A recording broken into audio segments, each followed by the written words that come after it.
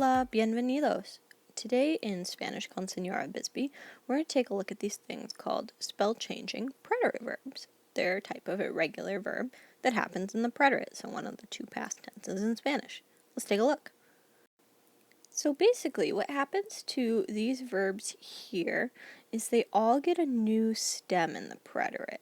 And the reason they're called spell-changing verbs instead of stem-changing verbs is because stem-changing verbs, like you've seen in the present, usually only take place in certain conjugations that look like a boot shape. But these new stems, for the preterite tense only, are going to happen in every single conjugation of the verb.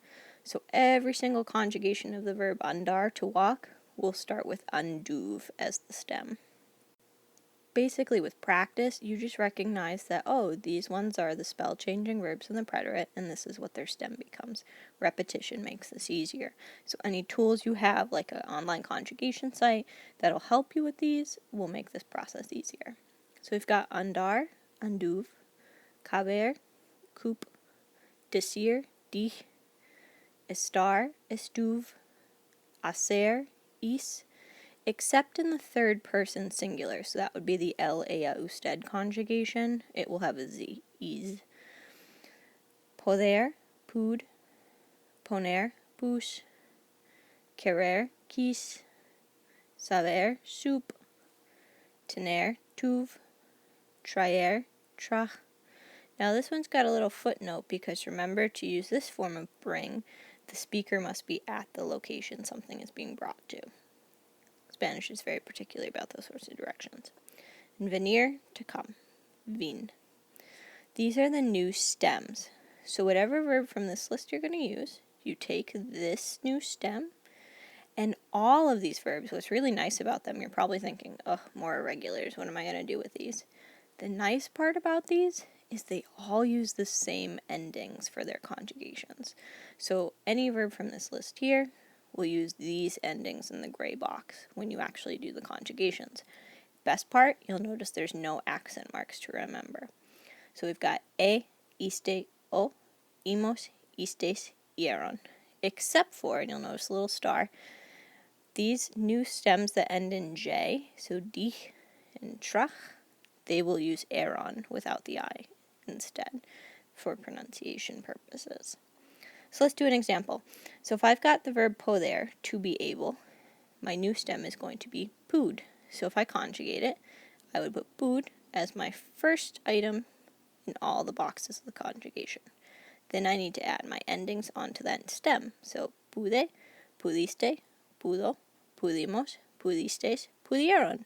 That's how I would conjugate one of these spell change verbs using their new endings and the new stem in the preterite tense in Spanish. Now this is a pretty extensive list of verbs, but you'll probably have to use some of them more than others. For example, estar is very common. Decir, hacer, poder, poner, tener are probably the most common ones to deal with. So start with those and learn those well, and then you can add in the others that fall into this spell-changing preterite verbs category. Again, practice makes this easier, so any site that you have that can be used for drills on conjugation, such as conjugations.com, that sort of thing will really help you memorize these faster. Take a second, pause the video, try these conjugations on your own. Remember, they are all spell-changing preterite verbs, so you need first the new stem and then the ending that we just discussed. Good luck!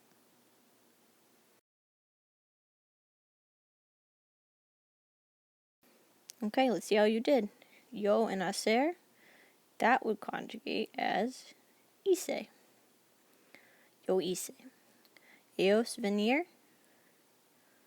vinieron. Tu andar, anduviste.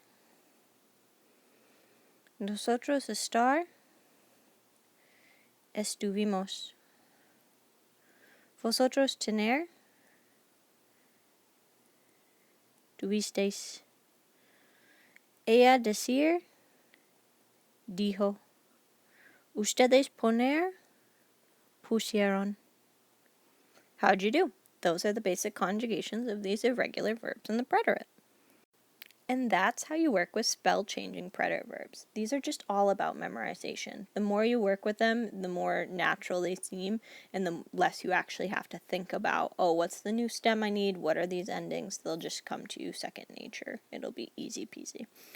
Now, once you start working with these, some of these verbs on the list, there are verbs in the preterite that change their meaning once you use them in the preterite, because as we know, Spanish has more than one past tense. So I would recommend that you look into how those verbs' meanings change in the preterite tense once you use them in our other video here. Gracias, buena suerte, y nos vemos.